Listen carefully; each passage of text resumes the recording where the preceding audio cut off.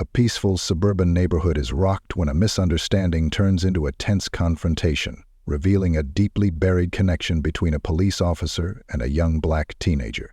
As biases clash with buried truths, the question looms: can the power of shared history overcome prejudice? Stay tuned to see how this emotional story unfolds. Don't forget to like and subscribe, and let us know where you're watching from in the comments. The sharp squeak of sneakers on asphalt cut through the late afternoon stillness.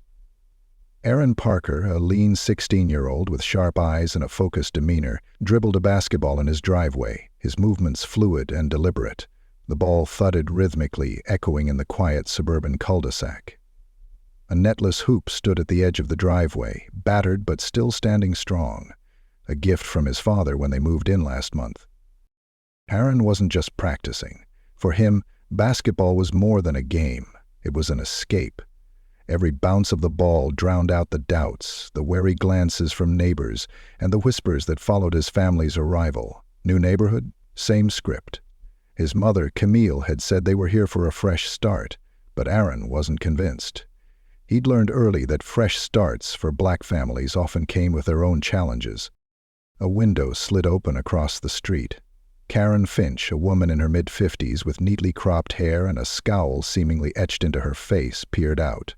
She didn't bother hiding her scrutiny, her eyes fixed on Aaron like a hawk spotting its prey. Her pristine lawn was her kingdom, and her HOA rulebook was its constitution. To Karen, Aaron was an anomaly in her orderly world. "Kids these days," she muttered, snapping her phone out of her cardigan pocket. As Aaron sank another shot, she stepped back from the window, dialing with purpose. Across town, Officer James Reynolds leaned back in his squad car, absently sipping from a lukewarm coffee cup. His shifts had grown quieter over the years. A blessing, he told himself. Fewer calls meant fewer chances to confront the uneasy weight he carried. As his radio crackled to life, his peace was interrupted. "Suspicious activity reported at 245 Sycamore Drive," the dispatcher announced. Reynolds stiffened, recognizing the address. Sycamore Drive was an upscale neighborhood, the kind of place where people used words like suspicious as code. His jaw tightened, but he grabbed the receiver. "Dispatch, this is Reynolds. I'll take it." Aaron was mid-layup when the police cruiser's lights flashed down the street. The sound of tires crunching on the pavement made him pause. He turned to see the car rolling to a stop in front of the house. The basketball slipped from his fingers, bouncing aimlessly across the driveway. Reynolds stepped out, his hand resting lightly on his belt. His uniform bore the creases of long hours, and his face carried the lines of too many moments he wished he could forget. He recognized Aaron immediately, though the boy didn't recognize him. Reynolds had seen those sharp features before, years ago, in a very different context. Karen emerged from her house, arms folded, her expression triumphant. "Officer, thank goodness you're here. I've been watching him all afternoon. He's been loitering, acting strange. I think he might be up to something." Aaron's mouth fell open. "Loitering? I'm on my own driveway." Karen waved dismissively. "You were dribbling that ball up and down the sidewalk, too. It's not just about your driveway. The noise, the behavior, it's suspicious." Reynolds raised a hand to silence her. He turned his gaze to Aaron. "Son, is this your house?" Aaron stared at him, his heart pounding. "Yeah. We moved in a few weeks ago." "Can you show me some ID?" Reynolds asked, his voice calm but firm. Terrence's fists clenched. "For what? I didn't do anything." Reynolds sighed internally. The boy's defensiveness was understandable, even warranted, but it didn't make this any easier. He glanced back at Karen, who was watching like a director overseeing a pivotal scene in her play. "Just procedure," Reynolds said quietly. "Let's keep this simple." Aaron stalked to the porch, grabbing his wallet from the bench by the door. He handed over his school ID with a glare. Reynolds studied the card. "Aaron Parker," he murmured. The name triggered a flood of memories. It was years ago, during a routine traffic stop. Aaron's father, Marcus Parker, had been behind the wheel that day. Reynolds had been a younger officer then, eager and green, and the stop had gone sideways fast. A car had come out of nowhere, careening toward Reynolds as he stood by Marcus's window. In an instant, Marcus had leapt from his car, pulling Reynolds out of the way. The other car missed them by inches, but the memory of Marcus's selflessness and the aftermath was burned into Reynolds' mind. Now, standing here in front of Marcus's son, Reynolds felt the weight of that memory pressing down on him. Everything checks out," Reynolds said, handing back the ID. He turned to Karen. "Ma'am, this young man lives here. There's nothing suspicious about him playing basketball on his own property." Karen's face reddened. "But you saw him. He's been all over the street, making noise. "With all due respect," Reynolds interrupted, his tone sharpening, "this call could have been avoided. Let's not waste resources on baseless assumptions." Karen bristled, but Reynolds wasn't done. He turned back to Aaron. "I'm sorry about the misunderstanding. You have a good day, son." Aaron nodded curtly, his lips pressed into a thin line. As Reynolds headed back to his cruiser, Karen muttered under her breath, "This neighborhood used to be peaceful." Reynolds paused mid-step. He glanced at Aaron, then back at Karen. "It still can be, ma'am. It just takes a little understanding." Karen opened her mouth to respond, but Reynolds didn't wait to hear it. He climbed into his car, his mind racing. The guilt from years ago gnawed at him. He had never properly thanked Marcus Parker for saving his life, and now here he was, standing on the precipice of history repeating itself. Aaron watched the cruiser pull away, the basketball forgotten at his feet. He glanced at Karen, who had already retreated into her house, and then at his mother, peering out cautiously from the window. He didn't need her to say it. He already knew. Moving here wasn't the fresh start he'd hoped for. But as the echo of the encounter lingered, Aaron felt something else stirring beneath his frustration, a question about the officer, about the look in his eyes. He didn't know what it meant, but he was sure of one thing: this wasn't over. Aaron sat on the front steps of his house, staring at the basketball still lying in the driveway. The sun dipped lower on the horizon, painting the cul-de-sac in shades of amber and gold. His mother, Camille, stepped outside, her brow furrowed. "Aaron," she said softly, sitting down beside him. "I saw everything. Are you okay?" He shrugged, not meeting her eyes. "Same thing, different day. Doesn't matter where we go, does it?" Camille sighed, placing a hand on his shoulder. "I know it's hard, baby, but you can't let people like her steal your peace." Aaron didn't respond, his jaw tight. He could still hear Karen's voice in his head, dripping with disdain. And that cop, why did he look at him like that? There was something in his eyes, something Aaron couldn't quite place. "I'm going to start dinner," Camille said after a long pause. "Come inside when you're ready." Aaron nodded absently, his thoughts elsewhere. As Camille walked back inside, his gaze drifted to the street. Something about that officer's demeanor had unsettled him.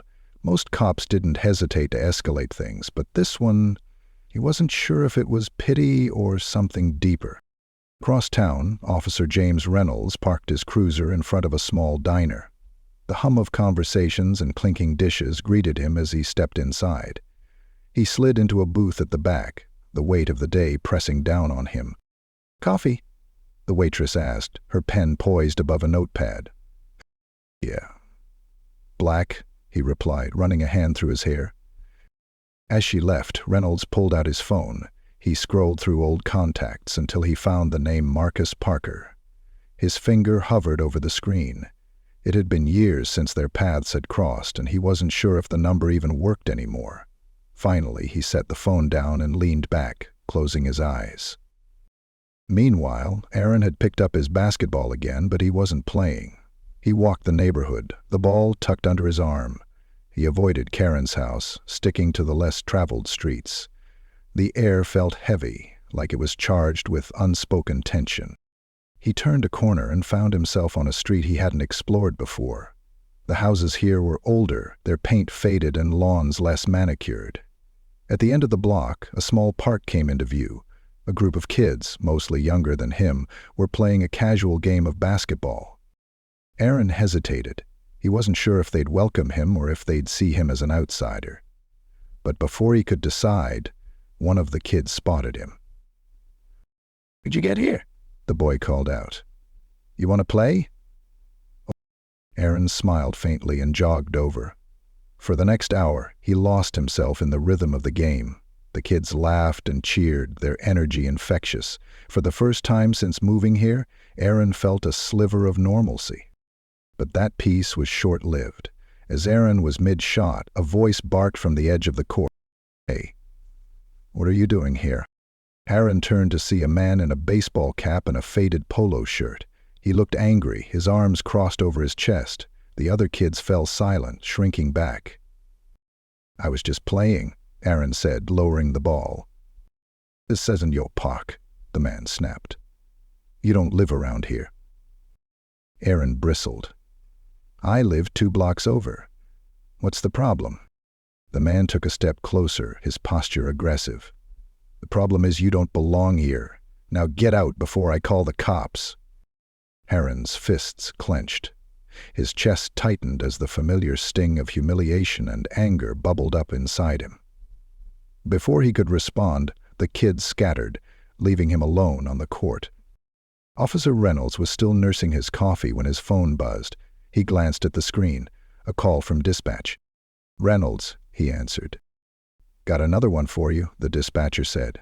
"Disturbance at Lincoln Park. Caller says a teen is causing trouble." Reynolds frowned. Black male, mid-teens, wearing a red hoodie. Sound familiar? Reynolds' stomach sank. "Yeah, I've got it." He tossed a few bills on the table and hurried out to his cruiser. Back at the park, Aaron sat on the bench, his hands gripping the basketball. He wanted to leave, but his legs wouldn't move. Why should he run? He hadn't done anything wrong. Still, the fear gnawed at him. He'd seen too many videos, too many stories that started just like this and ended in tragedy. When Reynolds pulled up, Aaron's heart pounded. The officer stepped out of the car, his expression unreadable. Aaron stood, ready for the worst. "Hey," Reynolds said, his voice calm. "We meet again." Aaron didn't reply. He held his ground, his chin tilted defiantly. Reynolds glanced around the empty court. "You're not causing any trouble, are you?" "No," Aaron said sharply. "Just playing basketball." Reynolds nodded, his lips pressing into a thin line. He stepped closer, lowering his voice. "Look, I'm not here to hassle you. I just need to clear this up, okay?" Aaron scoffed. "Clear what up? Some guy didn't like that I was here, that's it." Reynolds sighed. "Yeah, that's probably it. But I've got to check anyway." As Reynolds asked a few more routine questions, Aaron noticed something in the officer's demeanor. A softness, almost regret. It caught him off guard. "Why do you care?" Aaron asked suddenly. "Most cops don't." Reynolds hesitated, then met Aaron's gaze. "I knew your dad," he said quietly. Aaron blinked, taken aback. "You knew my dad?" "Yeah. Years ago, he helped me out of a bad situation." Reynolds shifted, his voice growing thick. "I owe him my life." Aaron stared at him, the weight of the revelation settling over him. He wanted to say something, but the words wouldn't come. Reynolds cleared his throat. "Look, I'll handle the report. You're not in trouble. Just head home, okay?" Aaron nodded slowly, still processing what he'd heard. As Reynolds walked back to his car, Aaron called out, "What happened with my dad?" Reynolds paused but didn't turn around. "Another time, kid." He climbed into his cruiser and drove off, leaving Aaron standing alone on the court. The air felt different as Aaron walked home. He couldn't shake the feeling that this was bigger than just a bad encounter at a park. For the first time, he wanted to know more about his father. Not just the man he'd grown up with, but the man who had clearly left an impact on people like Reynolds. Aaron didn't realize it yet, but this was only the beginning. The answers he sought, and the bonds he was beginning to form, would change everything. The evening breeze whispered through the leaves as Aaron sat on the porch steps of his home, his mind racing with the officer's words. "I knew your dad." Those 4 words carried a weight that pressed on his chest, filling him with questions he couldn't ignore. Inside the house, Camille watched him from the kitchen window, her face lined with concern. She had noticed the change in Aaron's demeanor since the incident at the park. Camille had always been careful about what she shared with Aaron regarding his father's past, wanting to protect him from the harsh realities they'd faced. But now, it seemed the past was forcing its way back into their lives. "Aaron," she called, stepping onto the porch with a mug of cocoa in her hands. "Come inside. It's getting cold." Aaron looked up, his expression conflicted. "Mom, what did Dad do before he passed? Like, who was he to other people?" Camille hesitated, her grip tightening around the mug. "Why are you asking that now?"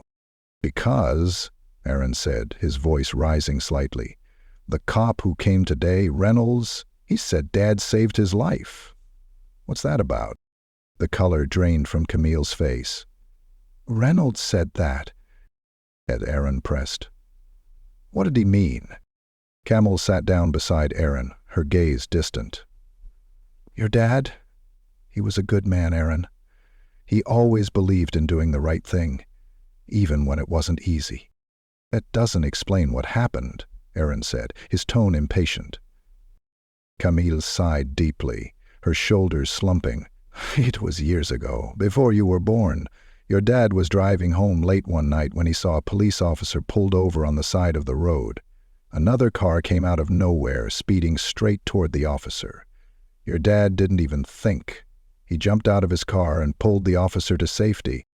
Aaron's eyes widened. "That officer was Reynolds?" Camille nodded slowly. "Yes, but there's more to the story. After that night, your dad tried to build a connection with Reynolds. He believed that if they could see each other as equals, human beings, they could bridge the gap. But things didn't turn out the way he hoped." "What do you mean?" Aaron asked, leaning closer. "Reynolds thanked him, but he kept his distance," Camille said, her voice heavy with emotion. "He was grateful, sure, but your dad always said he could feel the wall between them, like Reynolds couldn't see past their differences." Aaron's stomach churned.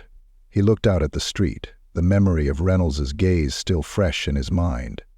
So why now? Why did he act like he cared today? The next morning, Aaron was startled to hear a knock at the door. Camille opened it to find Officer Reynolds standing on the porch, his hat in his hands. "Morning, Mrs. Parker," Reynolds said, his tone cautious. "I was hoping I could speak with you and Aaron." Camille stiffened but stepped aside, allowing him in. Aaron appeared from the living room, his expression wary. "What's this about?" Reynolds took a seat at the dining table, his posture tense. "I owe both of you an explanation." Aaron sat across from him, arms crossed. "Yeah, you do."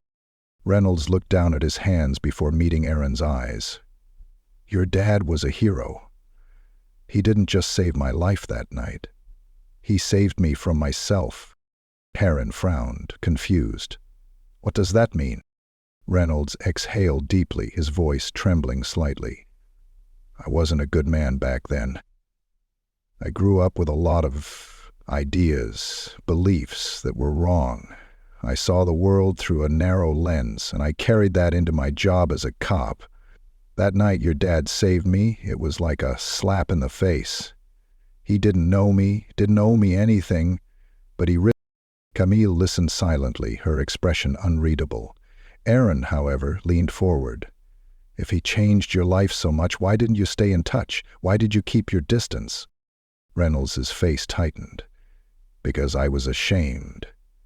Your dad's actions forced me to confront a lot of ugly truths about myself, and I wasn't ready to deal with them, so I buried it. pretended it didn't matter.